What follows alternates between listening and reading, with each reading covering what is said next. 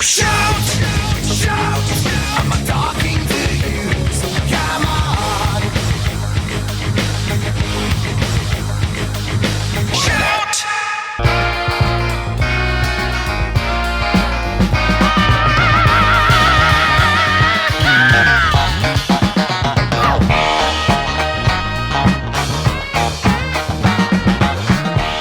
Good morning, everyone. 18 minutes after the hour. Welcome back to the Sunrise Show. Craig Froelich in, and thrilled to welcome onto the program today Sharre Whitson, and she's the executive director for Redemption Ridge. Their website, redemptionridge.com, and it's fascinating, ladies and gentlemen, and hold on to your hats because this is an amazing process what's happening. Redemption Ridge, Sharre, I'll let you tell everyone. Talk about Redemption Ridge and what it is, because we have this emerging leader, this fantastic emergingleadersgive.com, and you have picked out the top 10 emerging leaders in a philanthropic challenge starting on Monday. We're going to talk about these leaders that you've picked out. But first, Redemption Ridge, if everyone doesn't know, you are up to your eyeballs in saving women, girls from trafficking nationally. And the staggering statistics, it will just sober you right up. Talk about that. Good morning. Yes, Redemption Ridge does work with those that have been impacted by domestic sex trafficking. We operate here in this community, and most people think that's not really happening here, is it? And because we don't see it, it's not blatant in front of us. But Redemption Ridge has actually served over 50 people since the beginning of this year alone who have been impacted by trafficking in one way or another. And the organization actually was founded by leaders, somebody in the community that said, this cannot happen anymore, and I've got to stand up, and I've got to do something about that. And that leader inspired other people, and then the organization has really grown. We operate one of the very few outpatient centers that specialize in working with survivors of trafficking. We have a licensed therapist, a survivor leader, a group therapy. We give everybody an advocate, a mentor that just helps them reestablish their life after it's just been obliterated. Oh my gosh, yeah. Well, and here's the thing. They are fearful of their life. They are running for their life, and they are only staying with the perpetrators that traffic them, their pimps, if you would, that set up and book day after day after day of appointments for these girls, for these women, and they're fearful for their lives. And when they finally break away, they have to have a safe place to go, number one, and then it has to be something that they can heal. It is not going to be, a weekend away and then oops, back to the grind. They've got to have a safe place. So this is very rare for these girls to have a place offered to them. And they need a place. I mean, the complex trauma that they have suffered is unimaginable to anybody. Oh my gosh. And, It's just horrific. And we are building a safe house right now for minors of domestic sex trafficking. In fact, we're in construction and we need help for that project. So anybody, if you want to strap on your tool belt and come on out and help us, that's an immediate need in some way that you can be involved. And I think that's a big thing. When you find out that this is happening to people's grandkids, their daughters. This impacts you. As an Oregonian, this impacts you. When somebody's been trafficked, the healing that goes along with that is very costly just for the therapeutic side, and impacts us in our tax dollars as well. And not Redemption Ridge is there to come alongside them, and we're able to do that in a very effective way. And we're seeing lives being transformed. It is wonderful to see somebody who was so broken to finally say, I feel safe for the first time. Just that one statement. And to get their life back and live, and to possibly be a wife and a mother. This is systemic in its nature, that if you get healthy, you can offer healthy relationships to your future relationships, whether you get married, have children, or anything like that. And it's right. Yeah. It's like the pond with the little pebble in the pond and the rings around. Yeah. Yeah, it does. So Absolutely. now you've come up. This is a fantastic, and to help build this organization, the Emerging Leaders, and the website is emergingleadersgive.com, and you've picked 10 emerging leaders under 40 years old. I met them yesterday. They're fascinating. And this pre-event gathering that happened yesterday, and you've announced who they are. And talk about this emergingleadersgive.com project, because this is fascinating. This is outrageously cool. I am so honored by watching what leaders can do. If you really think about any major change and something substantial that happens, it happens because somebody was inspired and they used their gifts and talents, and then they inspired other people. That's why Redemption Ridge was formed. We wouldn't be here if it wasn't for leaders stepping up and inspiring other leaders to do something. And I believe our emerging leaders need to be honored. And at the same time, if you are a leader in our community, should not your skills, your leaderships be used for change? And so we accepted nominations throughout the community of who we thought were the top 10 emerging leaders, the top 10. How many got nominated? We had over 30 nominations come in to the committee, and not all of them were qualified. One of them had to be that you had to be under 40 years old, and that you served in a leadership capacity. And out of those that were nominated, we interviewed and spoke to them and said, hey, if you are selected as one of those top 10, will you use your leadership for a cause? And that cause is Redemption Ridge. And these were the emerging leaders that emerged from that wonderful applicant pool, and they've said yes to this challenge. And so for 30 days, they're going to use their leadership skills to raise awareness and funds for Redemption Ridge, for the building of that safe house, and also for our outpatient services for survivors. It's going to be fantastic. We've got 10, and they were announced yesterday. Their project, their fundraising starts Monday, but Jason Foster, Carla Huntley, Ivan Roman, Chris Williams, Kira Zavala, Greg Wickoff, Lana McGregor, Tim Alvarez, Saul Stearns, and Ken Ogawa, and then Stella Sanchez and Alyssa Larson. They're high school students. Alyssa's from South Medford High, and Stella is from Cascade Christian High. That's amazing. Yeah, we felt it was really important while we had the 10 emerging leaders that we need to also highlight 2 high school students as the student emerging leaders, because we want to inspire that next generation that they can make a difference. Right, so there's actually 12. Yes, 10 emerging leaders and our 2 high school students. Well, you know what's interesting is I've said this, and I've had experts tell me that we have an absolute shortage of quality leadership in America.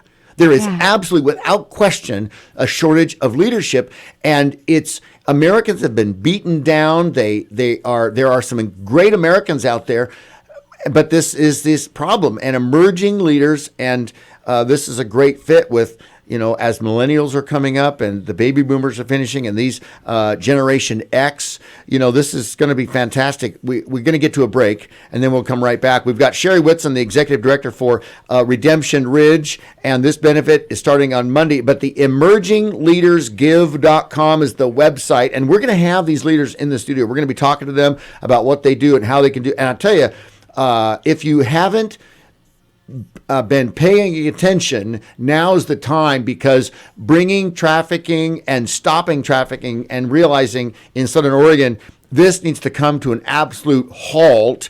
And it sickens me when you think that these pimps set these women up on appointments. They travel on Interstate 5. They start in Vegas and go to Seattle and come back again. And we are one of the stopping points here in Southern Oregon. And I've talked to law enforcement, and they tell me the data and the stats, and it's disgusting. It's horrible. So the fact that these emerging leaders are able to use their skills and talents to do something great like this is cool. So, yes, it is. Awesome. Sharre, let's get a break and then come right back. More in the Sunrise Show, News Radio 880 KCMX. I'm Craig Fronick, your host, and we've got Sharre Whitson in from Redemption Ridge. Check out emergingleadersgive.com. Starts on Monday. We'll be right back.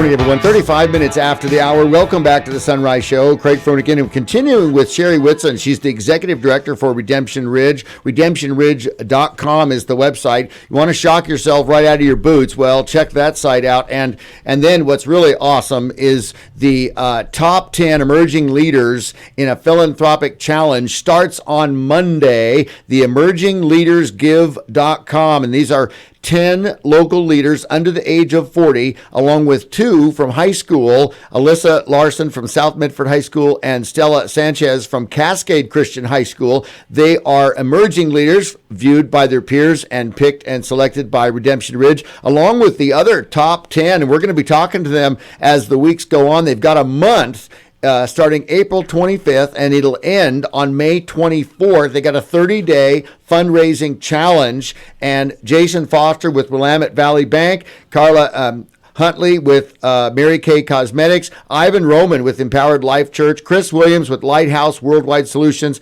Kira Zavala with Staff Checks, Greg Wilkoff with Adept Networks, Lana McGregor with All Care Health, Tim Alvarez with Claudio Alvarez Construction, Saul Stearns with Remax Audio Brokers, and Ken Ogawa with American Family Insurance. I met them yesterday. They are excited. They can't wait, and it's going to be great to see. And Sharre, great event yesterday. Yes, it was wonderful. These leaders truly inspire me, and the things that they've already done in their community, what made them really rise up for this challenge. And there was a committee that was involved in selecting those, and I was honored to be a part of that committee as a benefiting charity. But one of the biggest things that everybody walked away with yesterday is after these leaders were further informed about what's going on in their community and that they can make a difference. And here's the part that just grips you, is that trafficking, sex trafficking, and these are minors. These are young girls that are brainwashed from good families. They can be from all over. They could be, okay, everyone portrays them as being runaways or, having problems with family. That kind of, no, it doesn't stop there. Good quality, good students, 4.0 kids, great kids. I've met them. It's amazing that these girls are from loving families and they get brainwashed by these traffickers, and then they go off, they get promised the world, and then they're taken into drugs and sex and everything else. In fact, you just brought up this ad. I don't want to post that, but the ad you went to, tell us about that, what you just found. Yeah. So while we're on air right now, as you're listening to us, how girls are sold is that it's called posting. They post them online, and right now this is Medford. So posting for the Medford area, not a bigger area like Portland, but this is here right now. Already this morning, there's 13 ads posted.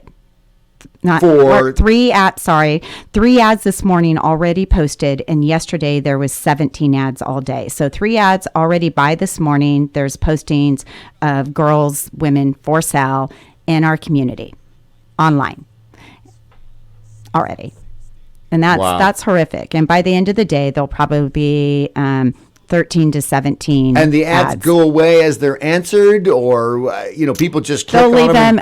These ads will be answered multiple times. And a girl can be sold 5 to 50 times a day. There was an article that came out in Newsweek, and they had an expose on it to where a girl over just a several hour period of time would be brought to like a farmland area, and the workers would rotate in and out over 50 times she would be trafficked. So if you multiply that out of how many times this person has been traumatized over the course of a year, it is astounding, horrific, and unbelievable, the kind of trauma that they are sustaining. And we've got to stand up and do something about that. It's interesting, Sharre. When this it came out, Penn State years ago, and I said, if we can't protect our children, what good are we? They're our legacy. They're the ones that we're working so hard to hand off. We're going to go away, right? And we want to hand off our country. We want to hand off our fortunes, our lives, our sacred honor to these children that are here that are going to be taking on after us. How can we do that if we don't protect them Right. And nationally, according to the National Center for Missing and Exploited Children, 100,000 kids every year, 100,000 kids every year are at risk of being trafficked. Some say up to almost 300,000. Right. The thing is nobody ever really knows, because for every girl identified, I would tell you, we had a 17-year-old in with us a few weeks back, and she said that she knew of almost 3 girls a night that were being trafficked. And so they're able to even name more. The other really sad thing is that this is a matter of life and death. Oh, yeah, we talked about this earlier. They are fearful of their life. Well, literally their life. The average life expectancy, according to the FBI, at the point of somebody being trafficked is only 7 years of life. 7.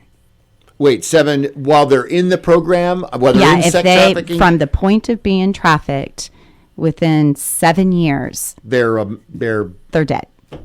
Whether it's suicide, they run, they get killed, they just whatever, they're in dangerous. Yeah, this is really epic. And you know what's interesting, Sharre, is that here we spent all this time talking about political, and the legislature in the state, and the legislature in the nation, and all, the Congress and everything else.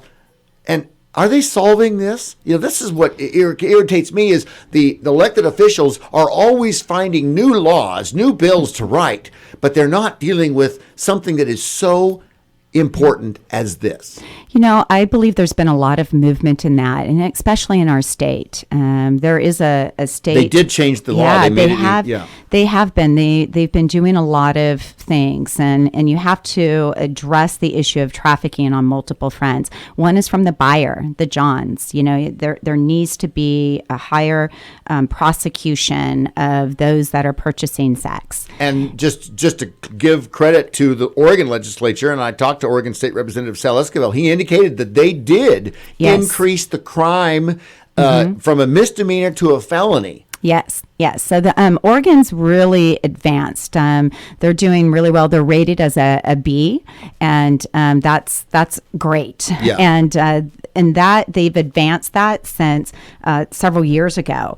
And so just this year alone, I've seen a lot of great activity in last year. And so we really need to applaud our state for the efforts that they're making. Yeah. But you can do things at a state level, but it has to roll down at our local level as well. Well, it was such a drop in the bucket. That's kind of what my point is. You could do so much more. Yes. And where is the attention? And, where energy goes, attention flows. And the issue would be that we need to call on our elected officials and the emerging leaders. And once again, you've got the emerging leaders in this incredible challenge coming up Monday. We're going to be talking more about that as we bring them on. But Sharre, it's great to have you in, and great to see this amazing project that is going on locally. Yes, and do support these leaders in their campaign. Visit that website, emergingleadersgive.com. Read about them, and then you can donate directly to their campaign. I'm sure they're going to be doing a lot of fun things in the community for you to join, because everybody can do something. So you need to ask yourself, what can I do today to help these kids, help these girls? And because we all can do something. Well, and here's the thing. You've been limited just because you just don't have enough space. And aren't you building your second? No, that's our first. It is the first, okay. We've opened up the whole outpatient program. That's here in the Medford area. We're building the safe house as well. It's actually under construction, and we need help on that. So maybe one way that you can rise up is if you're willing to give of your hands and your time, you can rise up. You can visit Redemption Ridge, give us a call, and get involved. Support these leaders. Do something. Yep. Redemptionridge.com. But if you want to get to the emergingleadersgive.com, that's the website. And you can see all 10 of the emerging leaders here locally, and along with our 2 high school students, Alyssa Larson over at South Medford High School and Stella Sanchez from Cascade Christian High School. They are the student emerging leaders. And this is great for Jason and Carla and Ivan and Chris and Kira and Greg and Lana and Tim and Saul and Ken. It's exciting. It really is exciting. They are great people. You can just sense the energy, but I'm thrilled to be a part of it. Sharre, thanks for coming in this morning. Hey, thanks for having me. Yeah, this is going to be great, and this is what speaks to folks. It's philanthropic challenge starts on Monday. They're official. I'm sure they're in the weeds. And they can get tickets to their luncheon, too. We are having a leadership luncheon to honor them on May 31st. Visit the website. You don't want to miss that. It's going to be amazing. Well, we'll have you on again before that happens, and then it'll go for a month. It's a 30-day fundraising challenge, emergingleadersgive.com, and the executive director. Well, that was a pretty cool title, too. I'll take it. It just rolled off my tongue. But for Redemption Ridge, redemptionridge.com. And Sharre, once again, thanks for coming in this morning. Hey, glad to be here. All right.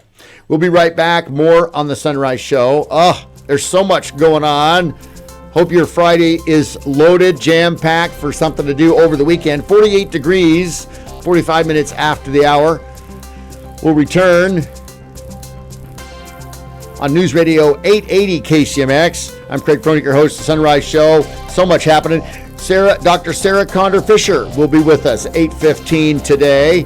Oh my goodness. And then Dave Smith a little later talking about this complaint with the Secretary of State's office. Don't want to miss that. We'll be back on News Radio 880.